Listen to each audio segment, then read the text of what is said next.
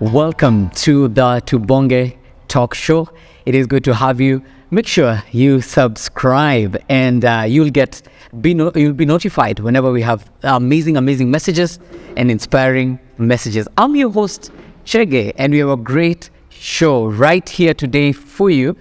I'm not alone. I have a great guest with me today. I want to give him a chance to say his name and tell us what inspires him and makes him move every single morning when he wakes up. Karibu, Joel. Yes. Thank you. Mm-hmm. I'm glad to be in the show. It's quite the honor. And yes, I'm Joel Asena. And every morning when I wake up, it's just the joy of family, community, and just people as a whole around my circle that keeps me up in the morning. Yes. All right. Amazing. So your story is quite inspiring, and you've come a long way for us to see you today here. So let us see, where did you begin by the moment you realized who you are and you knew yourself? Tell us about that. And where were you? Where did you find yourself? Did you find yourself in a family setup? Where did you find yourself? Okay, so my journey's been quite long. So it basically started when the moving of families here and there, and just the people around me didn't feel like the people, and starting to grow up the everyday kind of life, and just seeing life for myself, of course. And I mean, the way the Kenyan setup is, it's quite the challenge. And so I came to know myself when, I've grown up in a Christian kind of foundation, grown up in the small steps of course, read your Bible, pray every day. And so getting older with that kind of discipline, of course, is when I knew my identity myself, of course, reading my Bible. And I think. So I'm sure the viewer is asking themselves, you're talking about changing families. How did that come about? And at some point, did you get to learn the reason why maybe you are not with your father and your mother? Okay. From the bit of the info I have, it was basically that kind of information that I wasn't at the age of being able to analyze it. And now, having had the story once again, it's basically those ones of a mother is probably not at the right age to have a child and can't take care of the child. So having put in children's home has been now where the home I was at is basically having kids being fostered for and being able to be taken from the home like they did with me, and be able to now grow in that new family and be able to see a future, of course, for another tomorrow. Yeah. So you were taken up from a home? Yes. And what age is that? It really doesn't have an age gap. Like, can you remember at what age you were picked up? You are not sure? No, I was. Or it's as early as you can remember? Yeah, if I can say so, yes. Okay. Yes. Did you get the chance to know anything about your parents, your biological parents? No, though I had a bit of, the only knowledge I had of my parents were my mom's name. I didn't know anything about my dad. And so, of course, without that information, I barely know anything, yes. And today, do you know where your mom is or something? No. Okay, you have no... I know she's alive, yes, and a bit of her whereabouts, but as per today, no. So tell us, you've been taken up. How was the experience? By the time now you're a young boy growing up, how was that? Oh, wow. Where to start? I think, it's, like I said, it was challenging. So, of course, having moved and just seeing where our family can embrace me was quite, it was that kind of selective kind of family that, is this the right family for me? And so I finally did when I got into my fourth family that I'm in right now. The fourth? Yes. So the three was not that... The three were, good. But I was quite small. So I didn't really... Like I said, I didn't really know myself, of course, growing up. Did you experience any kind of mistreatment? No. Okay. No. But I felt there was a bit of course, when COVID came in, there was a bit of being secluded, because where we're not being given room to talk to people out there and do that kind of thing. It was more of a closure around the four corners, of course, in the children's home, in the compound. So in my fourth family, I was able to realize myself, be able to, I was more of an introvert person, but now as the days and years have gone by, I've able to build in my confidence and able to, talk to the community out there and just put myself out there.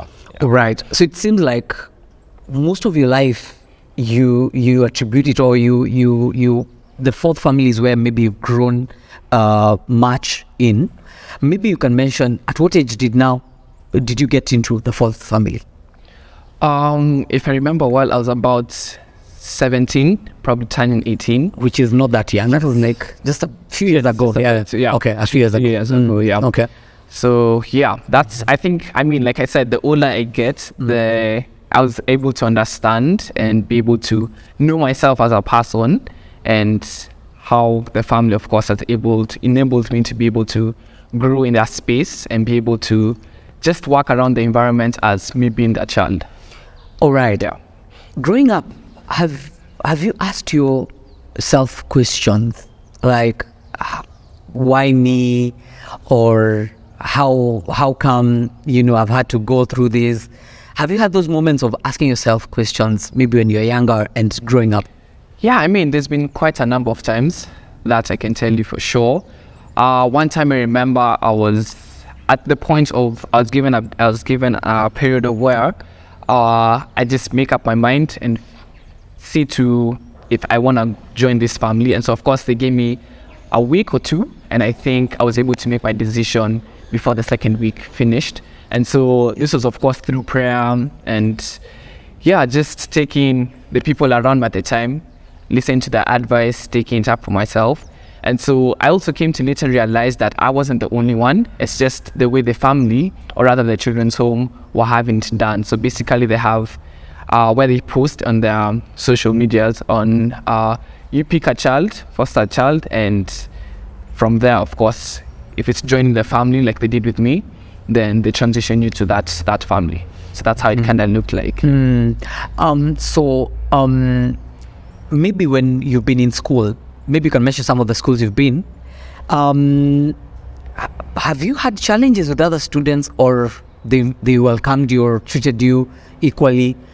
You can tell us about that, your school experience.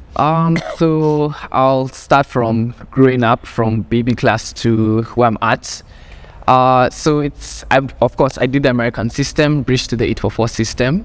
So the American system was basically from baby class until class 7, then bridged to 844 system, which is the Kenyan system. It's where, I found challenge in just the system on its own. And then of course, having now get into high school was when I've never been in a government school. And of course, being in a children's home, in a home school, there was never that exposure. So getting to high school, into a public school, was quite now the challenge, and where, the people around me I was not used to, and language barrier was quite an issue for me. So entering, of course, into leadership, being able to be myself. That is now Garden State quite School. the challenge, yes. Garden State Secondary School. Okay. Yes. So that was quite the challenge. And I couldn't beat around the bush in all honesty. And so, of course, the few years I've been there, I've been able to see myself suit in the school, of course, with a bit of the challenges that are there. So yeah, that's basically been the challenge. All right. I think on this point, you can talk a bit about identity, like the process of discovery. Identity, I feel, is not as easy as people think. You've mentioned here you are an introvert, which I may not even believe, because I know you as a very outspoken person, very confident, very outgoing. So let us talk a bit about the journey of someone getting to a point where they realize I'm like this, because I think it's a journey. You try out this, you feel like I'm not fitting, like that's not my thing. And then you're like, now I feel like I'm better doing this. Tell us a bit about that. What do you feel about identity and what you can tell the young people? Okay. So where to start? So basically, so mine's been quite the look and the off looks. And where my identity, or where I came to know my identity, was, of course, like I mentioned earlier, was my growing up, of course, under a Christian foundation. And I didn't really realize at the time until, like I said, like growing up and being able to be under the Christianity foundation I was growing under. And so right now, and of course studying the Bible on its own and being able to see where, of course, how life is and that kind of thing, I've been able to see that I'm more than just a boy who's just been in different families growing up, just being a person of just for everyone. So when seeing myself fit and being able to see myself as a person is being able to see that I'm able to be out there, prove myself that I'm able to do this, the little things, of course, the little skills here and there, the little academics I've attained. And yeah, I think. Amazing. Yeah. So it's been a journey, gradually you've grown into it. Yes. So as we start to conclude, maybe we can speak, because all families have different challenges. So I feel maybe there's someone who's watching us. We've had people who have watched us. We've gotten testimonies that they watched our online programs and they've encouraged them. They were giving up. They've been encouraged. And maybe your story is someone who has struggled with family matters. And because of your story, they feel, wow, if this guy is this confident and if he's fought this far, I can also fight. Maybe I want you to mention about how you can strive against all family challenges and still come out strong and fight for your dreams. Okay. So, well, start from this. For those who are watching, it's basically, yes, it's a journey. It's a journey that one has to take for themselves and see where they're at like where life has taken them.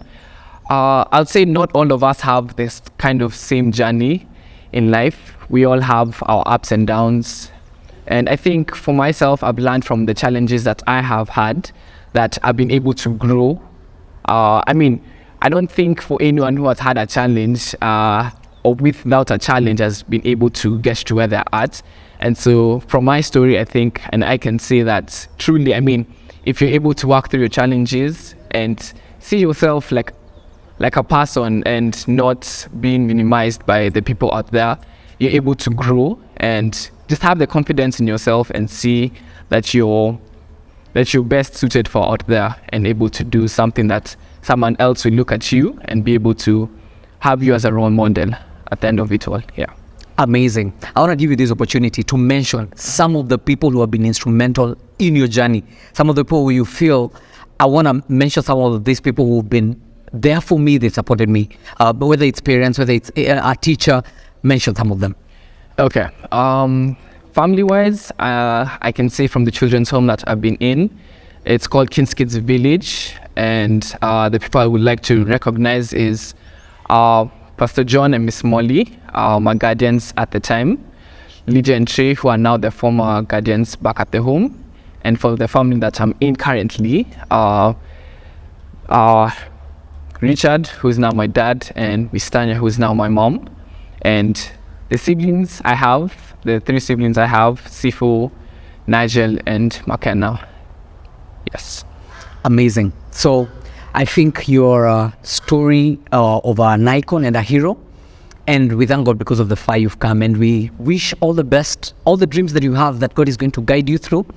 And we'll be looking forward to have you back on the show, talk about other different things. And it will always be a joy. So thank you, our viewer, for watching us. Hope you've been blessed, inspired by Joel's story. There is hope, no matter the challenges that you go through. Life sometimes can be so tough. But if you hang on in there, things can always get better. Thank you for watching us. Until the next Tubonge show, it will be good to see you. I'm your host, Chege. Bye.